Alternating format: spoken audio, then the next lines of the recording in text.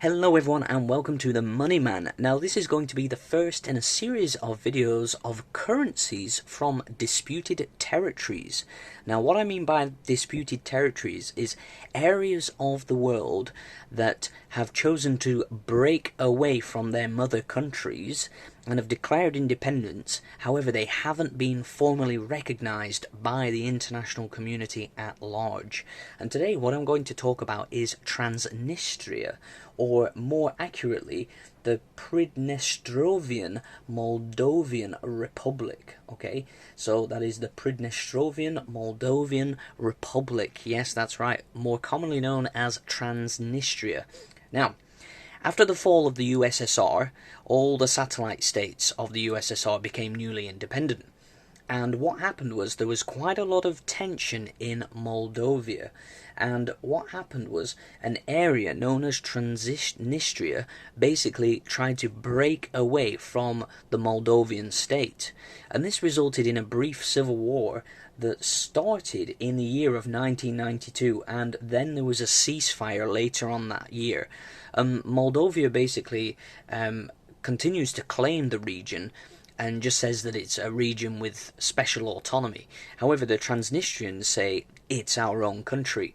However, it hasn't been recognized by any nations around the world. The only recognition that Transnistria gets is actually from other breakaway states like Abkhazia and South Ossetia. So it's struggling for legitimacy. However, they do produce their own currency. So let's have a look at it. So I'll start off with one of the lowest denominations, which is the one Transnistrian Ruble note. And here it is. Now, these banknotes are incredibly boring, but unbelievably interesting at the same time. Now, aesthetically, they are pretty boring. However, the circumstances that surround them are really, really fascinating.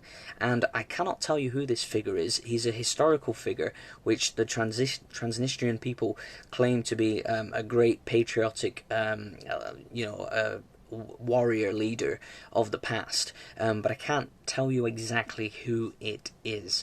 I cannot remember, and I wouldn't be able to probably pronounce his name anyway. Okay, so you can see that this one was produced in 1994, and we've got the serial number, and you can see that the main language used is Russian. And actually, in the Transnistrian flag, it's a two-coloured flag.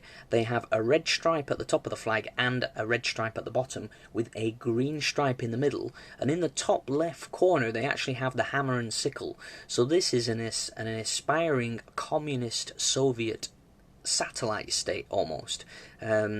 So they very much like to use the style of former USSR banknotes. It's really quite interesting. So yeah, if we spin it around and look at the reverse, you can see we've just got some kind of administrative building on the back there. But it's a really boring banknote, and it's very basic, not sophisticated, and almost worthless. So let's have a look at the next one. Now the next one is the 5, and you can see basically it's the same thing just with a different colour scheme, okay? But like I've said in other videos, these newly created countries really struggle to produce any kind of quality currency because, they're suffering economically, and especially places like Transnistria that have no formal recognition. They're going to find it really hard to, thrive economically, so they're never going to be able to produce decent banknotes. However, in recent years, they have been getting better and better, actually. But still, these banknotes are sometimes tricky to get hold of. If we spin it around and look at the back, you can see it's the same thing. It's not that interesting. Okay, so I'll quickly move on. Let's have a look at the next one from 1994. This is the 10. And again, it's the same thing. It's just colour scheme, difference. That's all it is. Okay, but don't worry, hang on in there. This video is going to get much more interesting. Trust me, it does get better. Okay, let's spin it around and look at the back. Yes, it's the same thing. I know. Okay, you can see the 10 denomination replacing the other denominations and the colour scheme being different, but it's pretty much the same. Let's move on swiftly. Okay, now it gets a bit more interesting with the 50, because now what you see in this banknote, we have a different image. Instead of that glorious gentleman, we have a man on horseback, which I believe is actually the same guy. And this is obviously a statue which is situated somewhere in Transnistria. and you can see, yeah, it's a 50 Transnistrian Ruble banknote, and I'm going to continue to trip over that word all the way through this video. This one's from 1993, AA prefix, yeah, a little bit more value there, but not much. And spin it around, look at the back, and you can see we've got the little statue here, and this little sort of silhouette, golden silhouette, which makes it a bit more interesting, but again, nothing impressive. Now, Transnistria, obviously, its economy, it's in a really bad way. So hyperinflation really took hold, especially during the time period after the conflict with the Moldovan state. And what they had to do is they had to resort to taking their lower denominations and overprinting them. So what you can actually see here is what they've done is, this is a note from 1994, but you can see they've overprinted 1996 because it's been reissued, and then they've just stamped this out and they've said, hey, it's not a 1 Transnistrian ruble note, it's actually a 10,000 Transnistrian ruble note. And that's it, that's all they did. They just printed over a load of zeros, printed a new date, printed 10,000 on it, and then crossed out the stuff that they didn't need. Again, we've seen this in the past with Iranian rials when there was a regime change in Iran. You know, they stamped over some of the old iconography to signify a political change. But Transnistria, what they're doing is they're reissuing old notes because of hyperinflation. That's exactly what is going on here.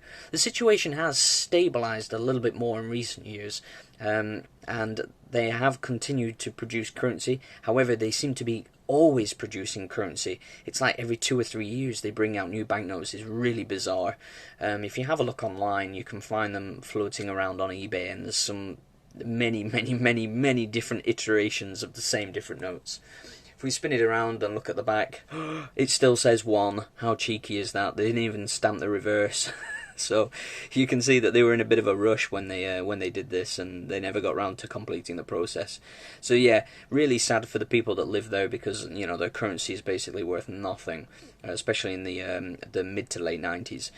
So yeah, so you can basically see economically what is happening to this region in its banknotes. So fascinating nonetheless. Now, what they did recently is they issued some coinage. And these are really weird, bizarre coins, but they are real money. They are real coins, believe it or not, but they're made of plastic. So I'm going to show you 4 coins that actually come from Transnistria, and they're absolutely fascinating. Now, it'll give the camera a second to focus. This is the 1, and yeah, it's just, they're fascinating. But can you hear that?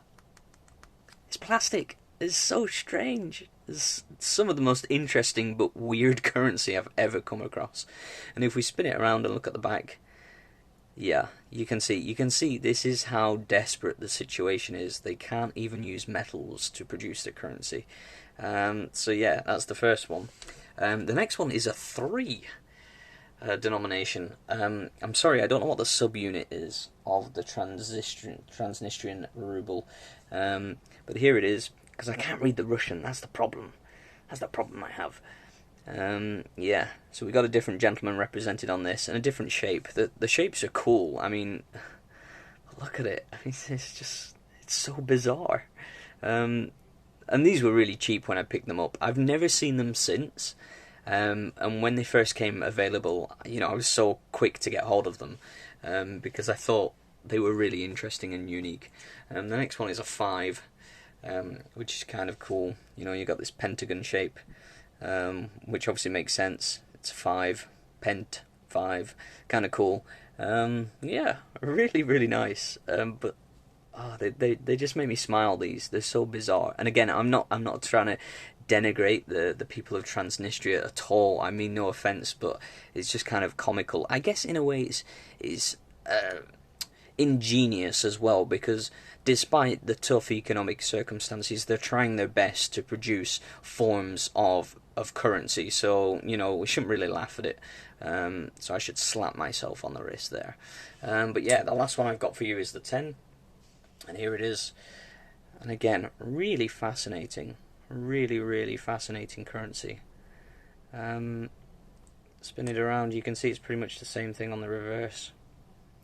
So yeah, really unusual currency in Transnistria. I don't know if these are still circulating now. I bought these maybe 2 or 3 years ago, so they're not that old. So I imagine that they are still circulating. But getting news on this region is, it's not that easy. It's very isolated. It's nestled between the rest of Moldova and Ukraine. And, it's just not an area of the world that, the world media really looks at. But yeah. So, let me know what you think. That's what I've got for you today. A slightly unusual video. And in the next video, I'll be showcasing another set of banknotes from another disputed region in the world. I wonder if you can guess what it is. Write down in the comments section if you can guess what it is. Okay, it's the Money Man signing out for now. Bye-bye.